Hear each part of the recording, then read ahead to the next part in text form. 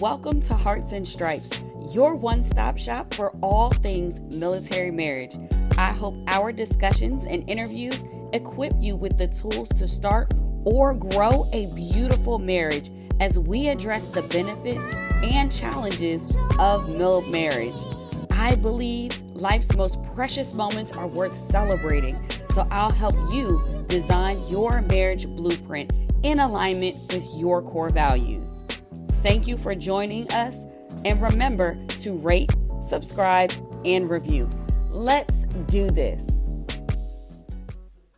Hello, everyone, and welcome to Hearts and Stripes podcast. This is your host, Bree Carroll, and I am thrilled that you are joining us for this Heart to Heart. So today we are in our Leadership in Marriage series, and I am grateful for the opportunity to talk to some of our armed forces leadership as it relates to keeping our military marriages strong. So grab your spouse, lean into these conversations, and if you've missed any in this series, go back, check them out, hear what our leaders are saying. You may be surprised about the tips, the advice, and the resources that they share.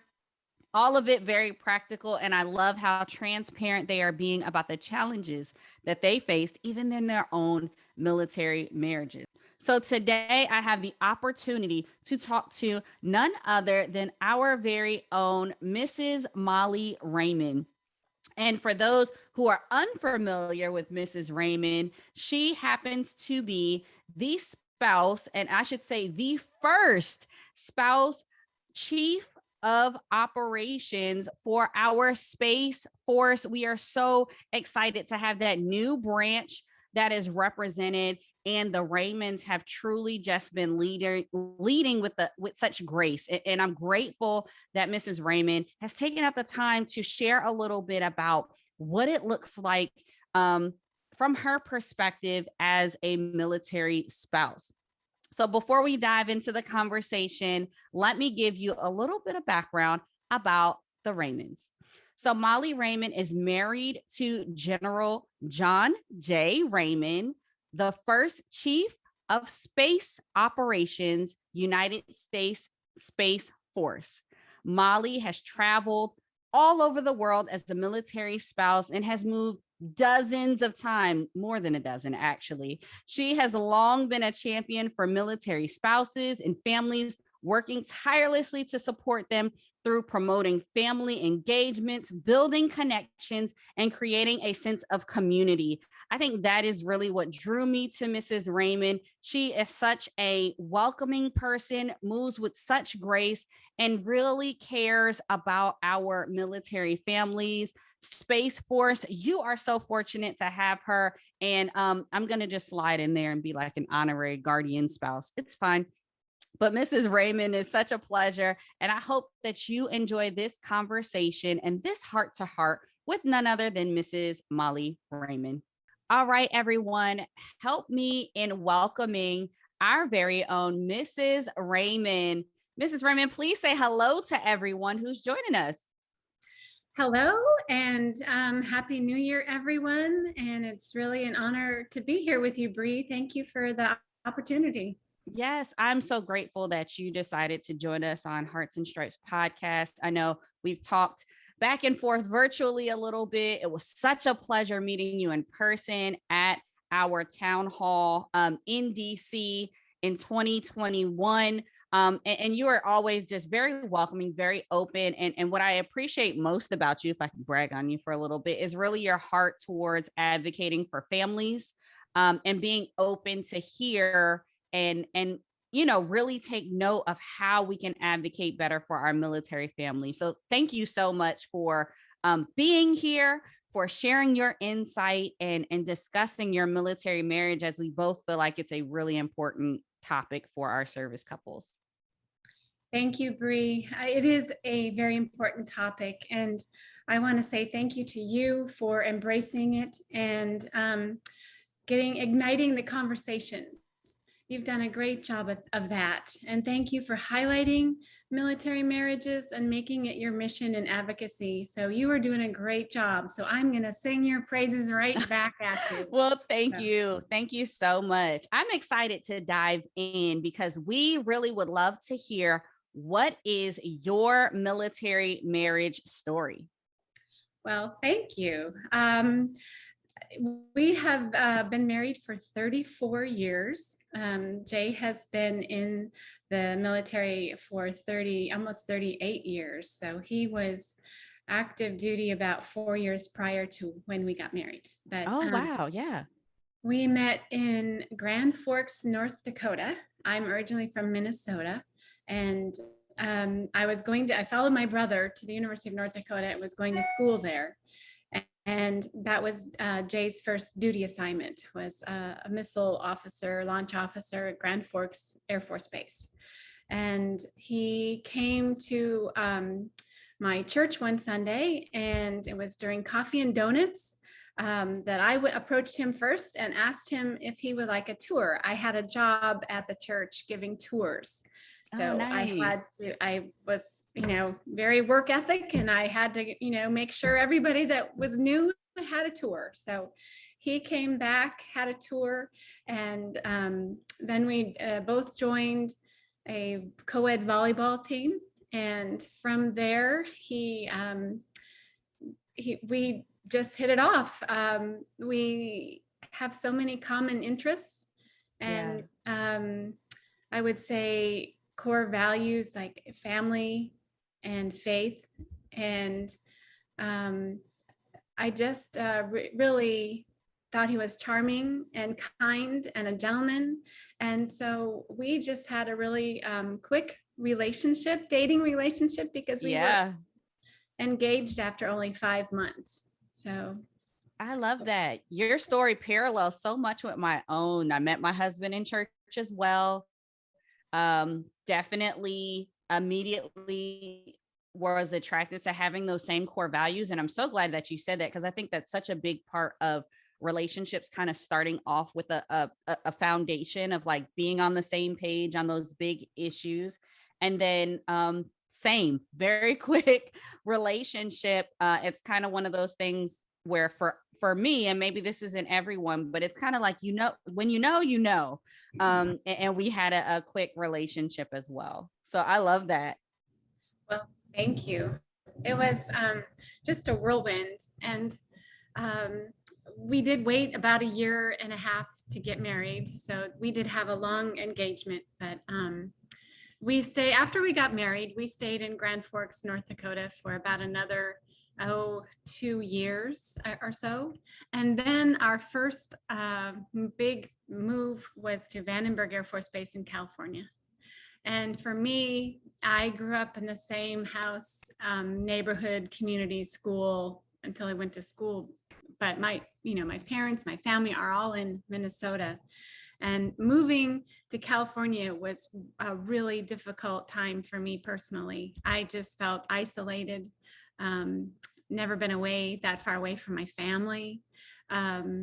It was I'm used to 4 seasons in Minnesota, and we got there right before Christmas. And Jay wanted to go to the beach on Christmas Day, and it's like, no. Right. It feels so wrong. Like, no. I know we need snow and a fireplace somewhere. So he, of course, it loves warm weather, so he was all happy. But it was a really hard transition, and I had a struggle trying to find a job. And so, I remember my parents came and visited, and I cried driving to the Santa Barbara airport for an hour. I cried at the airport. I cried about a day after they left. And Yeah.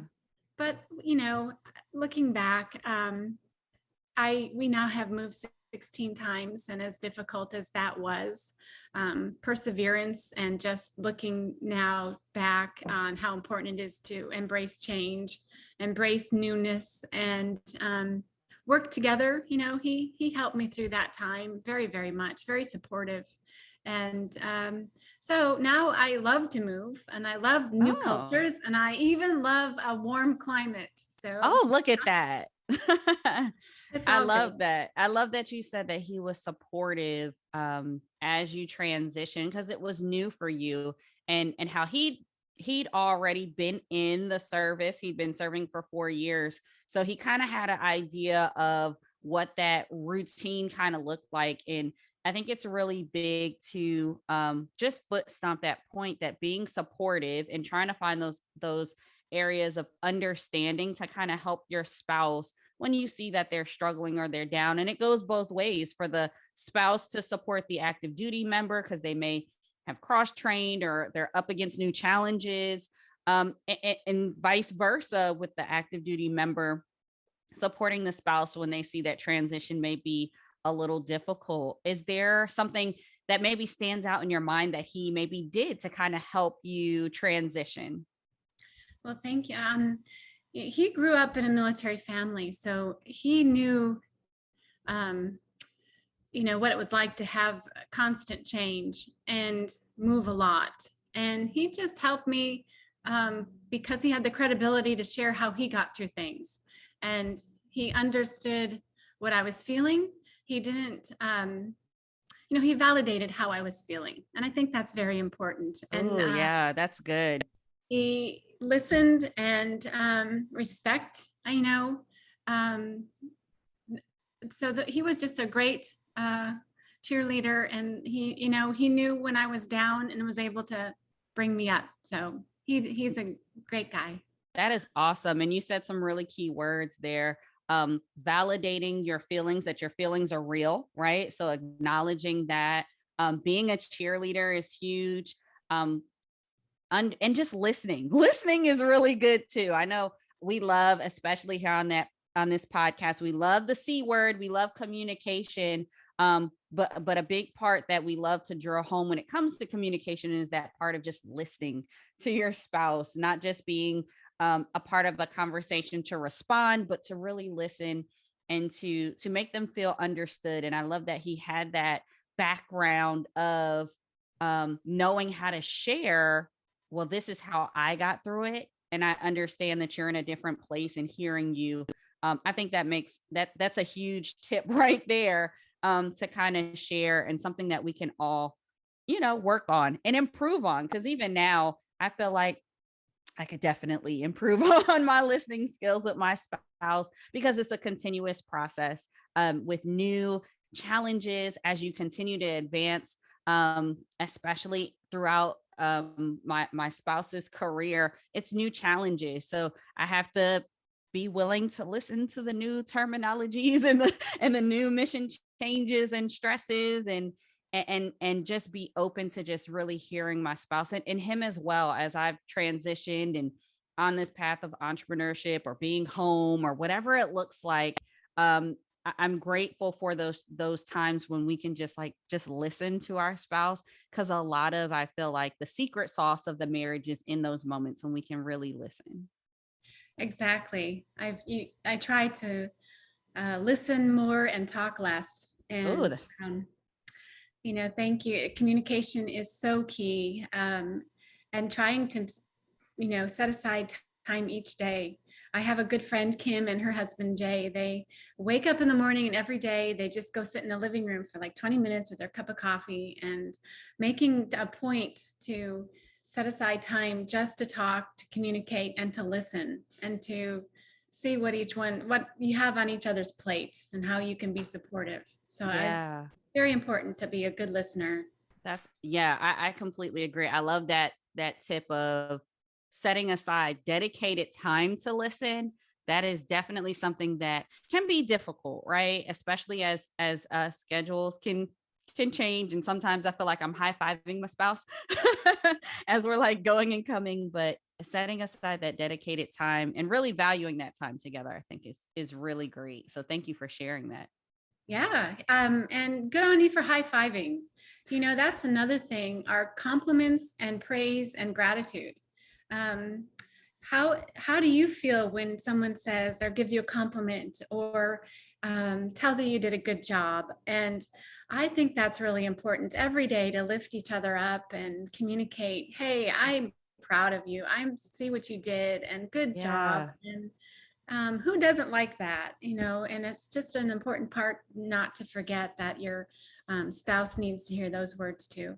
Yeah. And I love that you say that, especially at this level of leadership that you two find yourselves in. Like, even the general needs you did a great job. I'm proud of you, because I'm sure those challenges are 10x that some of the challenges that you're dealing with, so much strategically thinking and looking ahead.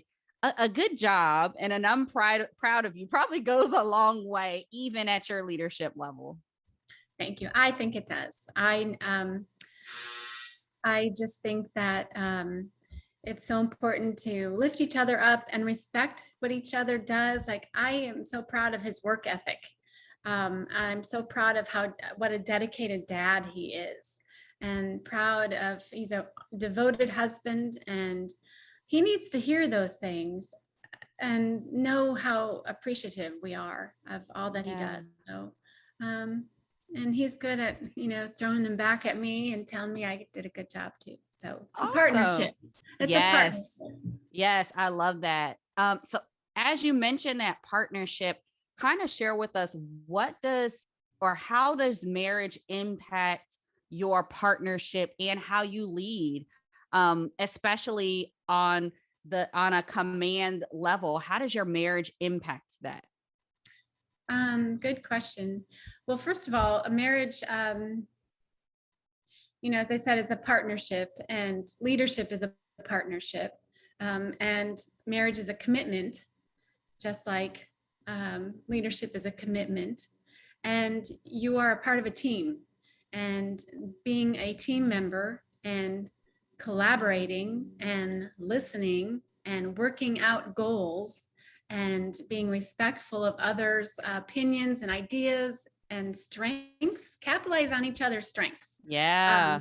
Because we are very opposite people too. If you ever have done the personality tests, we are two very different people, but together we're a great team.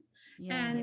And so that's part of leadership too, is everybody brings something to the table, and be mindful of that. And together you're going to be really strong and be a good leader too. So trust, integrity, communication, those are all part of leadership and part of a great essential marriage too. I love that you say that, because that is something that I truly believe too. I feel like the way we walk out our marriage relationships, we get to practice, right? Being good leaders, being good team members, being good partners in our marriage relationship. And that really does translate on different platforms, like at your job, how you serve, and how you volunteer, whatever that looks like. And I think it's something that we really need to pause and consider, because I think oftentimes we look at families and service families and leadership positions, and we're just like, oh yeah, they did all the things and did all the educational things and the training things. And I love this series because it gives us an inside look of the way you live your life and the way you walk out leadership and values and things in your marriage relationship and at home really does translate to you being a good leader and being an effective leader. And like you mentioned, respect and knowing that different people come into play and opinions matter, and that's how you lead.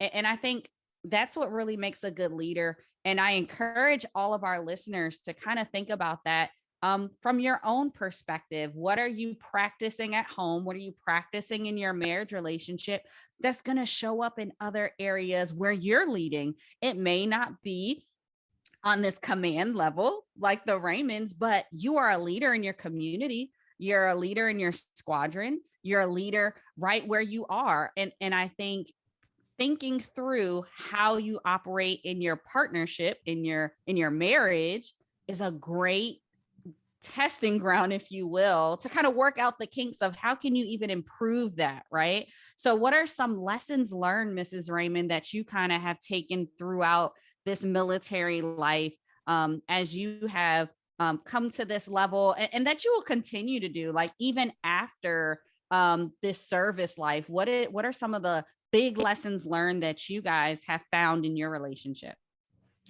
Well, thank you. This military life does come with so many challenges. And, um, we have deployments, we have frequent moves, we have travel, um, dual military couples, and you are just balancing so many things. And even those, if I look back and say what was the most challenging time for Jay and I over these years, it was probably raising our children and making sure that the transitions every time we moved, that they were doing okay.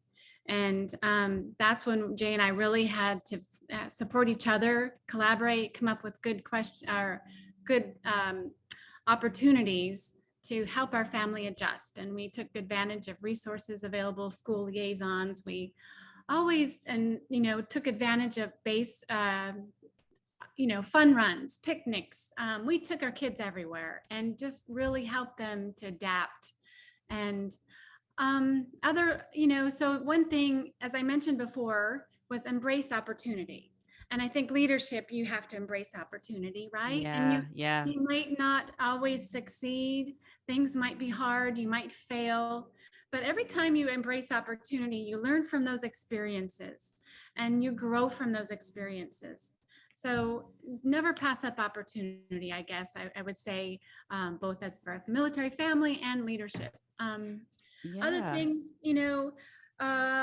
make time together a priority, and do fun things. You watch each other. You can tell when each other needs a break. And Yes, I love make that. Make it a point to go do something fun. Jay and I like to golf. We like to go to sporting activities. We love to try new restaurants. And our priority is spending time with our kids too. So we enjoy time with our whole family. And then a good leader also admits sometimes when they're wrong. Ooh, good one. I've had to, that's probably my weakness. So, it's important that as a leader and, you hear each other's points of view and you have the ability to, oh yeah, you're right. Be a little humble, forgive and be forgiven. Yes. We're all human. We're all, whether, as you said, whether you're a leader or not, you can lead in anything you do. I mean, if you're in a position we are all leaders. Right. And in our communities, in our families, in our neighborhood, with our friendships.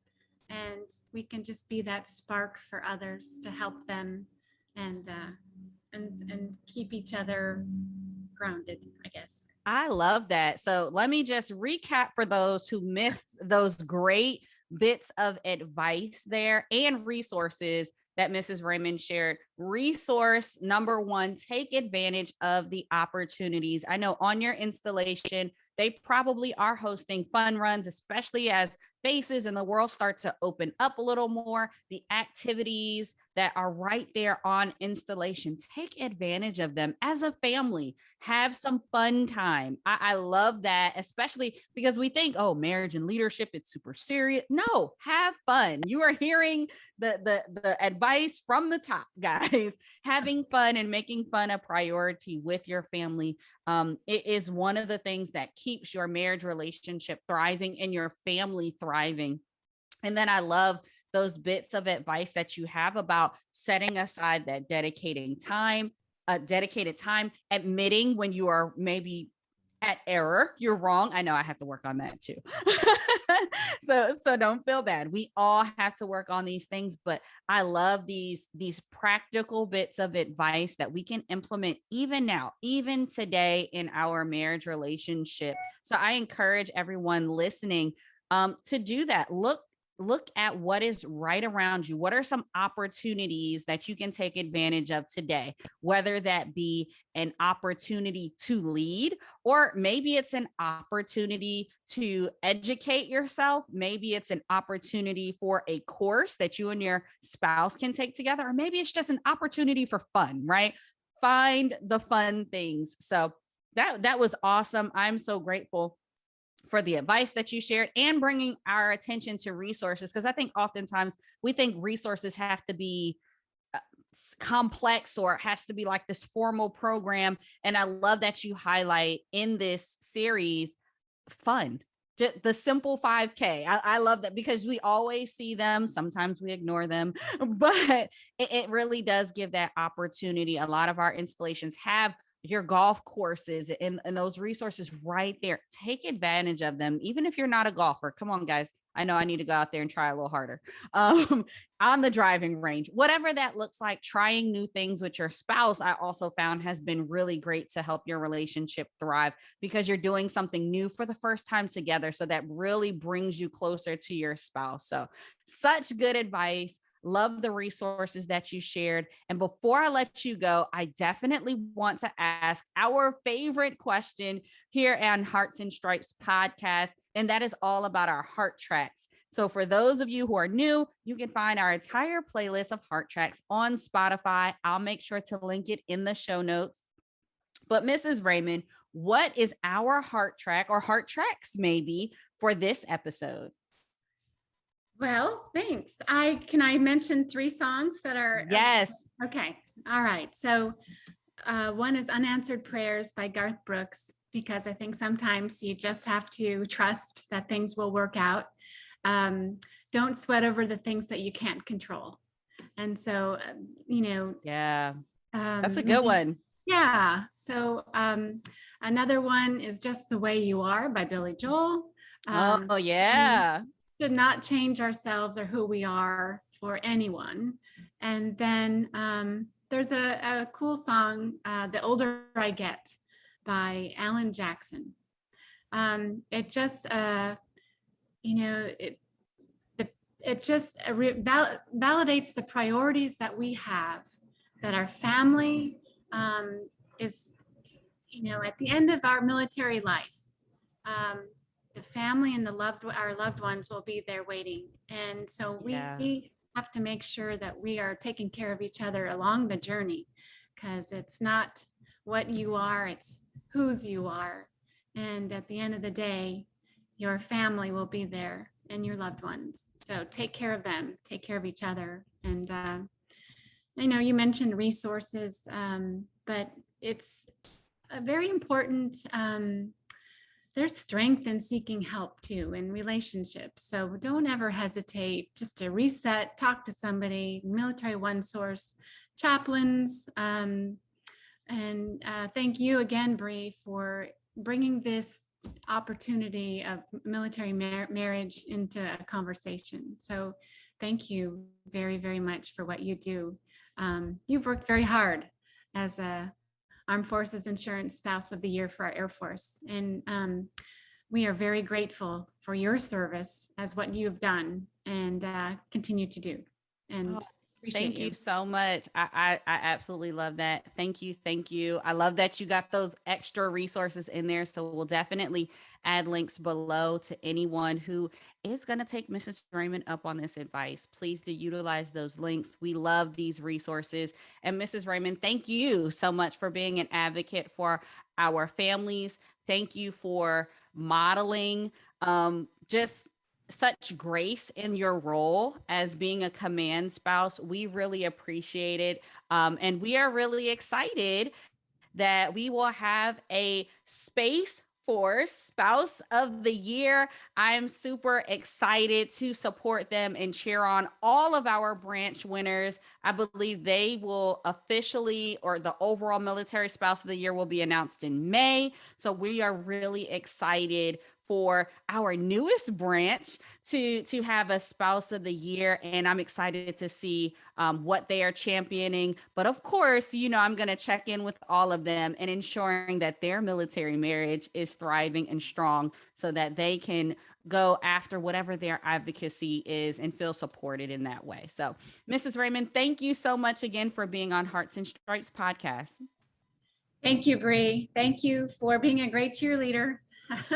Thank you. And I too look forward to, for our Space Force Spouse of the Year. What an incredible honor to, we have so many awesome space spouses, and they are making history each and every day being part of this new service. And we are grateful to be on their team and part of their family. So look forward to that. And thank you again for bringing that up and the advocacy that you do. We appreciate you very much. Thank you for tuning in. Remember to rate, subscribe, and review. This is Hearts and Stripes. We are the few, the proud, that aim high and are forged by love. Always ready, always there. We are Mill Marriage Strong.